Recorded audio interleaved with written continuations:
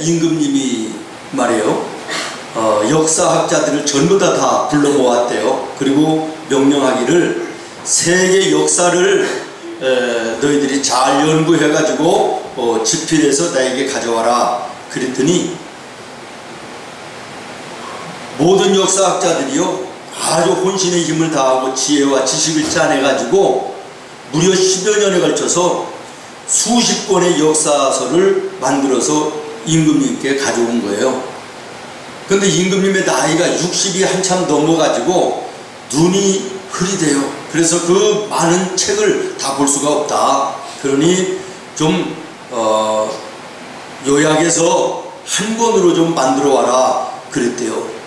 그랬더니 또 5년여에 걸쳐 가지고 참 심려를 기울여서 서로 의논해 가지고 한 권으로 만들어 왔는데, 이제 임금님의 나이가 이제 70이 거의 돼 가지고 기력이 없어서 그 한 권의 책도 보기가 어려운 거예요. 그래서 더 간단하게 아주 최고로 압축해서 가져와라 그랬더니 딱 한자로 만들어서 가져왔다는 거예요. 고자예요. 괴로울 고자. 쓰디 쓰다 그럴 때 쓸 고자. 무슨 얘기냐 그러면요, 사람이 산다라고 하는 것은 괴로움의 연속인 것이 인생이라는 것이고요, 세상의 역사라고 하는 것도 괴로움 가운데서 만들어지는 것이다 라는 그런 얘기겠습니다. 인생 삶이라는 것이 참 괴로움의 연속, 그리고 하루도 평안할 날이 없는, 그래서 답답하고 힘들고 그런 날마다의 삶이 우리의 인생 속에 떠나지 않는 것, 이것이 우리의 모습 아니겠습니까? 여러분들은 지난 한 주간 어떻게 살으셨는지 잘 모르겠습니다만은 저는 지난 한 주간 말이에요, 우리 성도들의 가정에 무려 8가정이 어머니가 생사를 넘나드시는 그런 가정도 있고, 응급실에 실려가는 가정도 있고, 입원하는 가정도 있고, 요양원에 들어가시는 가정도 있고, 무려 8가정이 그런 가정이 있어 마음이 참 무겁고 답답하고 또 염려되는 이런 한 주간을 보냈는데, 그래서 예수님께서도 인생을 가리켜 말씀하시기를 수고하고 무거운 짐진 자 이렇게 말씀하신 것 같아요. 사도 바울도 자기 자신의 삶을 가리켜서 오라 나는 곤고한 사람이다, 괴롭고 고통스러운 자라고 자기 자신을, 자기의 삶을 토로한 적이 있습니다. 이것은 사람이라면 누구든지 보편적으로 갖는 현상이지요. 다시 말하면 나만 그런 것이 아니라는 거예요. 누구든지 다 인생길에 힘들고 괴롭고 또 염려되고 두렵고 불안하고 초조한 이것을 겪으면서 사는 것이다, 그런 것이지요. 그래서 전도서 7장 14절에 보면 형통한 날에는 기뻐하고 곤고한 날에는 되돌아보아라. 이 두 가지를 하나님이 병임하게 하사 사람이 그 장래일을 등이 헤아려 알지 못하게 하셨느니라. 이 말씀을 두 가지의 뜻으로 함축되어 있는 것을 발견하게 되는데요, 하나는 인간에게는 행복하고 기쁘고 즐거운 날만 있는 것이 아니라 답답하고 고통스럽고 괴로운 날도 있도록 하나님이 그렇게 만드셨다라는 것이고요, 또 하나는 하나님이 인간의 앞길을 인도하실 때 인간으로 하여금 장래일을 알지 못하도록 만드셨다는 거예요. 여러분 한번 생각해 보세요. 우리 인간이 우리의 장래의 모든 일을 다 안다고 한번 가정을 한번 해보십시오. 모든 것이 형통하고 모든 것이 내 앞날은 부족한 것이 없이 성공하고 또 성취되고 이것을 훤히 내다보고 안다 그래요. 그러면 하나님을 의지할 사람이 어디 있어요? 오늘 열심히 땀 흘려 일하고 힘들여서 살 사람이 어디 있어요? 이렇게도 저렇게도 나는 잘 되는데. 그러나 반대로 아무리 노력하고 힘써도 결국에는 망한다 라고 하는 것을 훤히 내가 알고 산다 그러면 그 순간부터 어떻게 될까요? 누가 일하겠어요? 누가 수고하겠어요? 좌절하고 의욕을 상실하고 자포자기하면서 차라리 오늘 죽었으면 좋겠다 하는 이런 마음을 가지지 않겠어요? 그러므로 여러분, 생활 속에 행복하고 기쁘고 즐거운 일이 있으면 너무 자고하고 자만하고 교만해서도 안 되고, 답답하고 고통스럽고 게으른 일이 있다 할지라도 또한 너무나도 좌절하고 절망해서는 안 되는 것이지요. 그래서 예수 믿는 우리 성도들은 형통한 날에는 기뻐하고 감사하고 하나님께 찬송으로 영광을 돌리는 것이고, 곤고한 날이 이를 때는 하나님께 무릎을 꿇고 그 원인을 찾으며 회개하며 기도하며 사는 거, 이게 믿음의 사람들의 삶인 거예요. 오늘 여러분의 삶 어떤 모습인지는 알 수 없지만 형통하면 감사하고 찬송하시기를 바랍니다. 어떤 분 괴롭고 힘들고 불안하고 답답한 일이 혹시 계시면 하나님 앞에 무릎 꿇어 기도하시기를 바라요. 그런데 오늘 우리 성도들 가운데조차도 감사하며 찬송하며 사는 사람들보다는 불안해하고 염려하고 근심하고 이러면서 사는 사람들이 더 많은 것 같아요. 예수 안 믿는 사람들은 몰라도 어려움 가운데서도 감사의 조건을 잡고 믿음의 소망 가운데 하나님을 바라보면서 나아가는 인생이 오늘 우리 성도들의 삶이어야 되는데, 세상 사람들과 똑같이 조그마한 일에도 염려하고 조그마한 일에도 불평하고 불안해하고 두려워하고 초조해하고 근심하는 이런 모습이 오늘 우리들에게도 있다면 오늘 이 말씀에 귀를 기울여야 될 줄로 믿습니다. 그렇습니다. 사람이 살아가는 데 있어서 고통이 없을 수는 없지만 그 고통에 대해서 너무 근심하고 염려하면, 두려운 마음을 가지면 오히려 그것 때문에 문제가 더 심각해지고 인생이 더 힘들고 괴로워질 수 있다는 사실을 기억하시기를 바랍니다. 세계 전쟁사를 살펴보면 깜짝 놀랄 일이 발견된대요. 무슨 얘기냐 그러면, 실제로 전쟁터에 나가서 싸우다가 전사하는 군인들보다 전쟁터에 보내놓고 집에서 염려하고 근심하다가 심장마비로 죽는 사람들이 훨씬 더 많다는 거예요. 실질적인 예로 2차 세계대전에 미군들이 전쟁에 나가서 30만 명이 전사를 했다네요. 그런데 이 미군들을 보내놓고 집에서 후방 미국에서 이 가족들이 말이요, 그 기간 동안 무려 200만 명이 심장마비로 죽었다는 거예요. 고작 전쟁에 나가서 싸우다 죽은 사람은 30만 명인데 뒤에서 염려하다가 죽은 사람이 200만 명이 넘는다, 그런 얘기죠.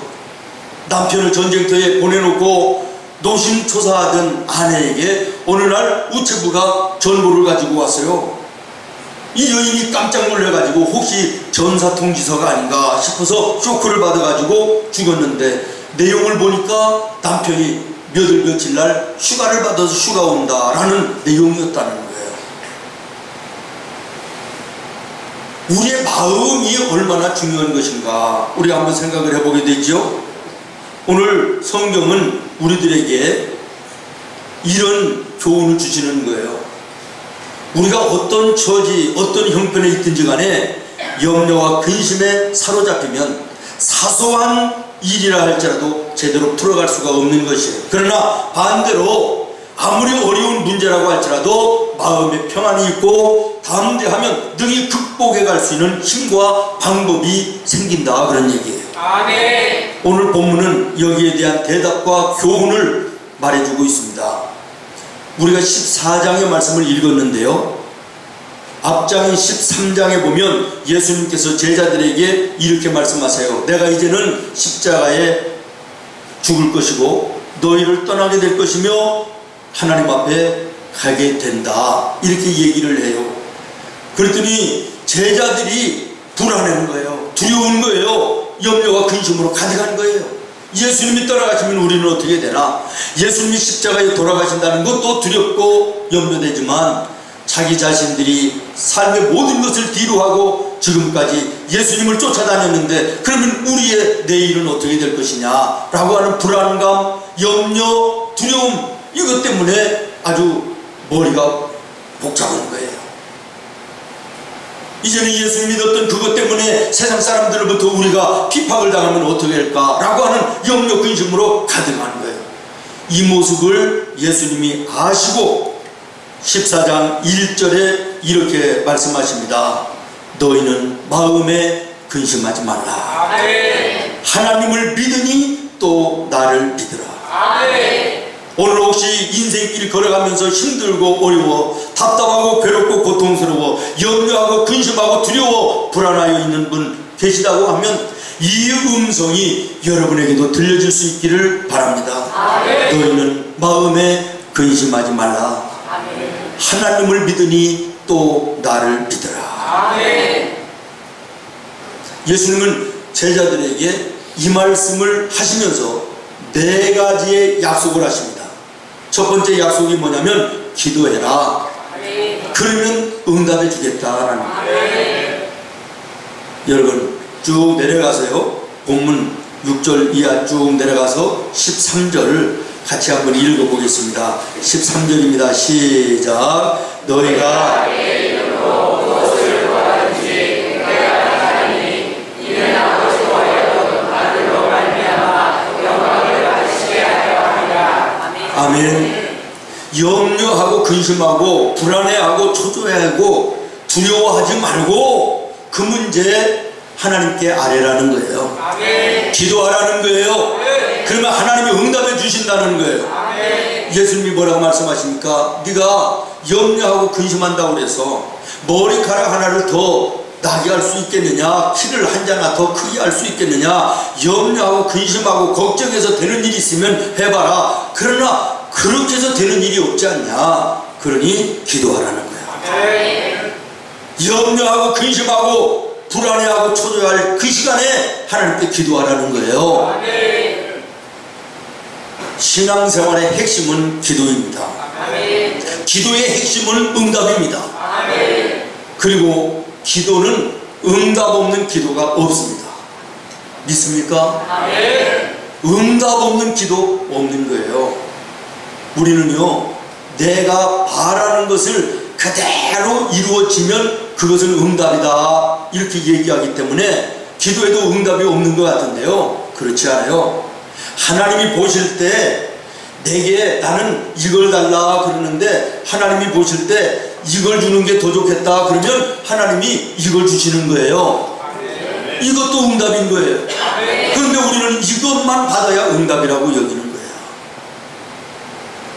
우리 조그마한 아기가 엄마가 주방에서 칼질을 하고 있어요. 근데 심심하다고 엄마 나 그 칼 줘, 칼 갖고 놀게 그러면 이뻐서 줘요? 안 주는 거예요. 주면 이 칼로 다칠 것이 불보듯 뻔하거든요. 그러니까 옆에 있는 사탕을 주는 거예요. 이거 먹고 놀아. 그러면 이 아기는 어때요? 엄마가 나를 이렇게 사랑해서 하애와 같은 마음으로 다칠까봐 이걸 주시는구나, 고마워요, 이래요? 너무 어려운 걸 내가 얘기하는 것 같은데 그러지 않아요. 내가 달라는 거 안 준다고 울고 불고 난리 나는 거예요. 우리 기도의 생활도 그래요. 기도하고 응답되지 않는 기도는 없다는 거예요. 하나님이 보실 때 나에게 필요한 것을 주시는 거예요. 그런데 우리는 꼭 내가 바라는 것만 받아야 응답받았다 그러는데 그렇지 않아요. 기도는 반드시 하나님이 응답하신다. 성경에 보면 예수님이 말해요. 찬송에 대해서 구체적으로 가르쳐 주신 것은 없는데 기도는 달라요. 기도는 너희는 이와 같이 기도하라 그러시면서 하늘에 계신 우리 아버지여 주님이 가르쳐 주신 기도를 직접 가르쳐 주시기도 하고 새벽 일찍 일어나 하나님과 기도하시는 그 기도의 모범을 보여주시기도 하고 생활 속에 예수님이 하나님과 늘 교통하며 기도하는 삶을 신앙의 모범으로 보여주시기도 하면서 우리들에게 기도할 것을 말씀하시는 거예요. 거두절미하고요. 그래도 기도하지 않는 자들이 안타까우셔서 예수님이 누가복음 18장에 보면 비유를 들어서 말씀을 하세요. 우리가 잘 아는 불의한 재판관의 비유예요. 불의한 재판관 그리고 이 홀로 된 여인 무슨 관계냐? 아무런 관계도 아니지 않느냐? 그럼에도 계속해서 부탁하고 얘기하니까 들어주지 않느냐? 그런데 너와 나의 관계는 어떤 관계냐? 아버지와 자녀의 관계 아니냐? 기도하라는 거예요. 아무런 인적 관계도 아닌데도 부탁하면 들어주는데 아버지와 자녀의 관계인 너희가 내게 기도하면 내가 왜 응답해 주지 않겠느냐? 그런 얘기예요. 재판관이 여인에게 당신 세상 살다가 어려운 일 당하면 나한테 찾아와요. 그러면 내가 도와줄게. 약속한 적도 없다는 거예요. 그럼에도 찾아와서 계속해서 부탁하니까 들어줬다는 거예요. 그런데 하나님은 우리에게 수도 없이 말씀을 통하여 약속했지 않느냐는 거예요. 기도해라. 그러면 응답해 주겠다. 염려하지 말고 기도해라. 구하라, 찾으라, 두드리라, 열어주겠다, 만나주겠다, 해결해주겠다. 그러는데도 왜 기도하지 않느냐?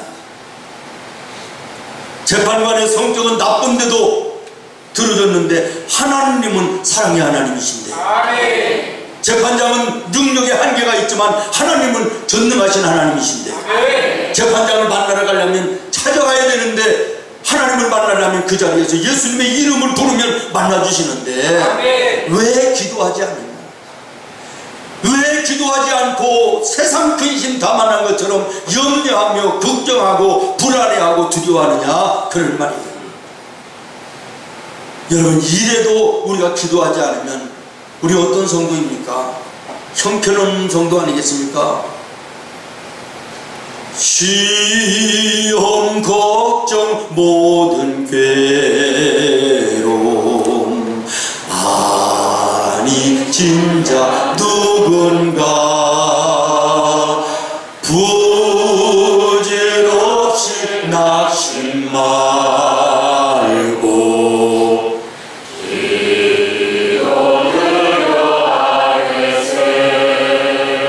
할렐루야. 여러분, 기도해야 되지 않겠습니까? 염려한들 무엇가 되는 것이냐?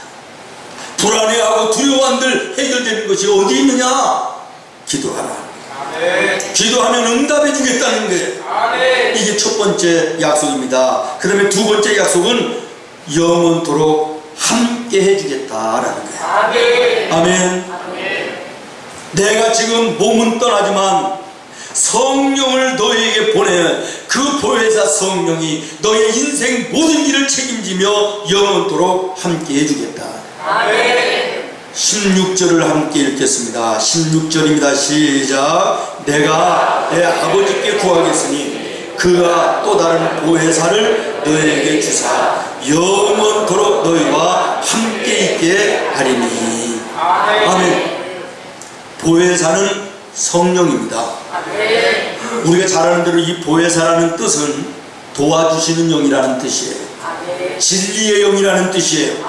곁에서 항상 격려하고 채워주시며 동행해 주시는 영이라는 이런 의미가 보혜사예요. 17절을 한번 같이 읽겠습니다. 시작. 그는 진리의 영이라 세상은 등이 그를 받지 못하나니 이는 그를 보지도 못하고 알지도 못함이라. 그러나 너희는 그를 아나니 그는 너희와 함께 거하시며 또 너희 속에 계시겠습니다. 아멘. 그렇습니다. 우리가 하나님을 바라보고 예수님을 믿으면 성령으로 오신 하나님이 나와 여러분과 함께 하시는 거예요. 그런데 우리가 주목할 말씀을 함께 하시는 것도 감사한데 오늘 말씀을 보니까 영원토록 함께 하리라.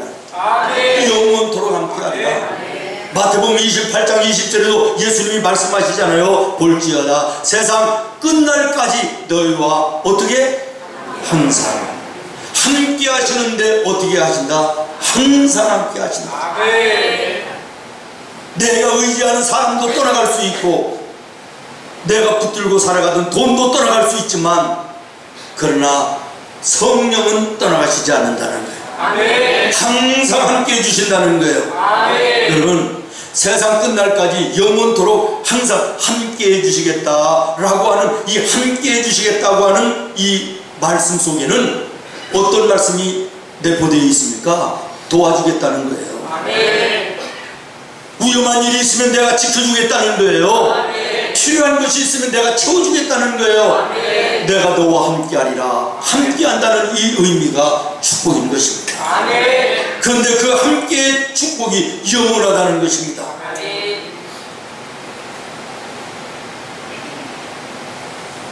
하나님을 의지하고 예수님을 바라보며 사는 자들 하나님께서 눈동자처럼 지켜주셨습니다. 아멘. 파도 속에 빠져가던 베드로를 건져주시고 아멘. 사자굴에 던져진 다니엘을 보호하여 눈동자처럼 지켜주시고 아멘. 38년 된 환자를 고쳐주시고 아멘. 홍해의 위험에서 아멜렉의 위험에서 이스라엘을 고쳐주시고 건져주시고 지켜주시던 하나님, 아멘. 오늘도 우리가 하나님을 바라보면 마음에 예수님을 의지하고 나가면 주님께서 우리를 붙들어 주시는 것입니다. 아멘. 영원토록 함께 해주시는 것입니다. 아멘.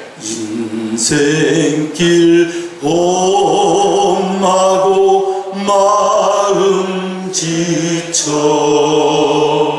살아갈 용기 없어질 땐 너 홀로 앉아서 나신치 예수님 품으로 나오시오.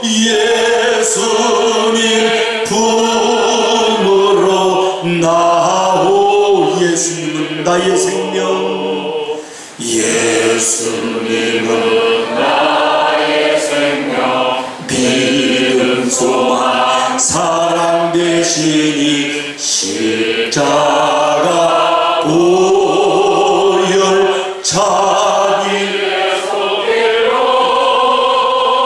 상처 입은 너를 고치시네. 할렐루야. 그 주님이 여러분과 영원히 함께 하시기를 예수님의 이름으로 축원합니다.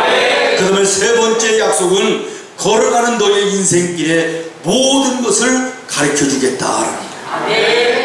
26절을 읽겠습니다. 26절 쭉 내려가서 시작. 보혜사 곧 아버지께서 내 이름으로 보내실 성령 그가 너에게 모든 것을 가르치고 내가 너에게 말한 모든 것을 생각나게 하리라.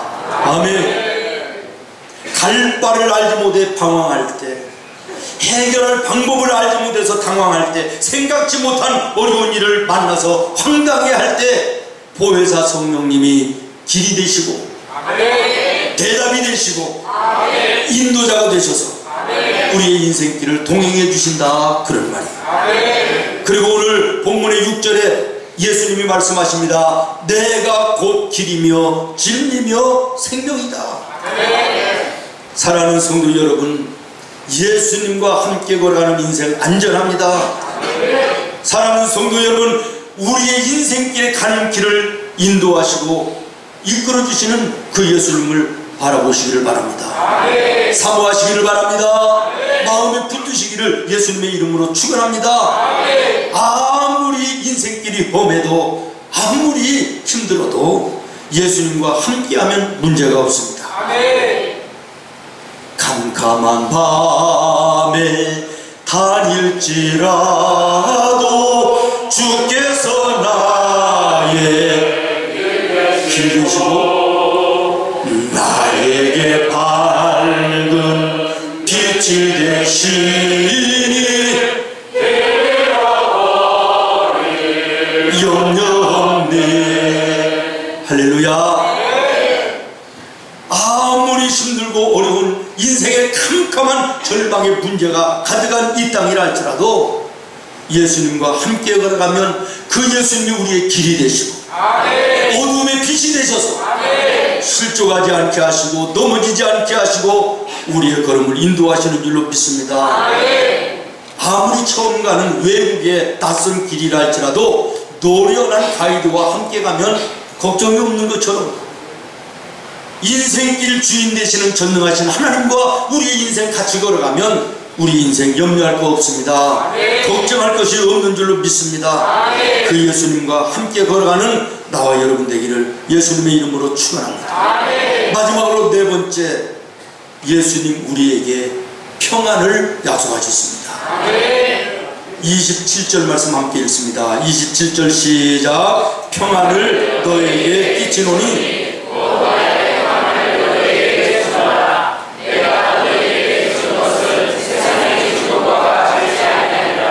아멘. 세상이 주는 평안과 예수님이 주시는 평안은 틀리다는 거예요. 아멘.